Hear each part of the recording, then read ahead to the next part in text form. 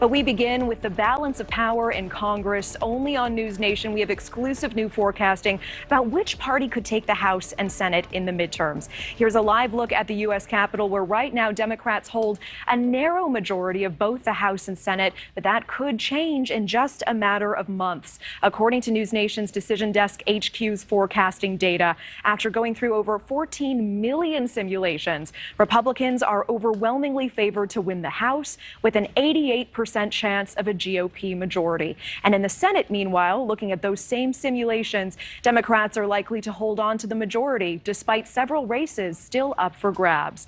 Our brand new exclusive data showing Democrats have a 55% chance of holding the majority compared to Republicans at 45%. And joining us now to break down the data is national politics reporter Julia Manchester from our partners at The Hill. Good to see you, Julia. Good to see you, Natasha. Any surprises for you in this forecast? Did it tell you anything unexpected? No, it doesn't. In fact, I've been talking to a few colleagues today about what to expect going forward into the midterms. And I think especially in the House, I mean, Republicans certainly have the wind at their backs. And I think that's very much reflected in the data that we have from NewsNation. You know, Republicans down the ballot very much benefiting from rising inflation on the part, in terms of how it negatively impacts Joe Biden, as well as crime and the situation at the southern border. They are very much driving those issues home, and it seems to be working in terms of their messaging with voters. However, in the Senate, that's always been a question. Can Republicans take back the Senate? And it goes back to this question that we've really been asking since late last year. Which Republicans could be recruited to run for Senate in major states like New Hampshire, for example, Arizona, Nevada. And we've seen that a lot of Republicans who are considered stronger candidates or more establishment candidates did not end up running. So there's this feel that this could be a recruitment problem for national Republicans. And instead you have these very partisan far right Republicans running for Senate in a number of these states, and that could help Democrats. On top of that, you also have Democrats very much doing well with fundraising. I mean, last week we saw Q2 numbers from candidates like Raphael Warnock, Val Demings in Florida, Mark Kelly in Arizona, very much breaking records and showing the grassroots fundraising strength that Democrats have. At the same time, though, we have a bit to go till the midterms. We know a lot can happen between now and then. And I guess there's other indicators other than polling and fundraising that can tell paint a bigger picture. Yeah. And Julia, you mentioned Nevada. Based on the data, Pennsylvania, Nevada, and Georgia are key toss-ups for Senate seats.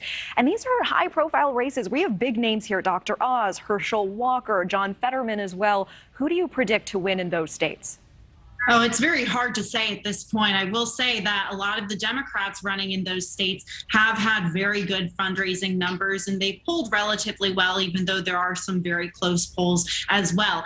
Another thing in those states that's, similar to the Senate races is that they have very competitive House and gubernatorial races. So I think you're going to see the apparatuses of both parties really going in up and down the ballot. And it seems that Democrats right now might have the upper hand. However, they're going to be very, very close races. So, I think a lot of these down ballot races, whether it's governor, Senate, House, State Senate, they're sort of all going to depend on each other. Well, Julia, if we can get a gut check with you. I mean, here we are 2 years into Biden's presidency. Democrats have controlled the White House, the Senate, and the House by a narrow majority. And still, President Biden has faced repeated challenges to deliver on his agenda. If Republicans take the House, is there anything this administration will be able to accomplish?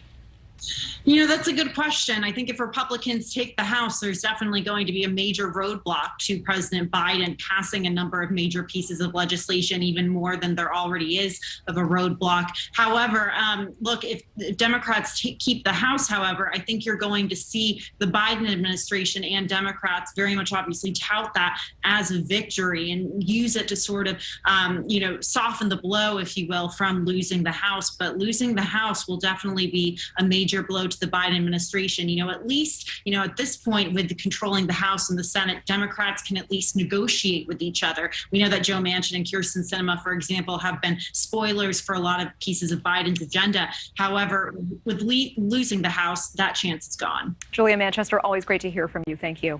Thank you for watching. Go to newsnationnow.com to find News Nation on your television provider. And don't forget to click the red subscribe button below to get more of News Nation's fact-driven, unbiased coverage.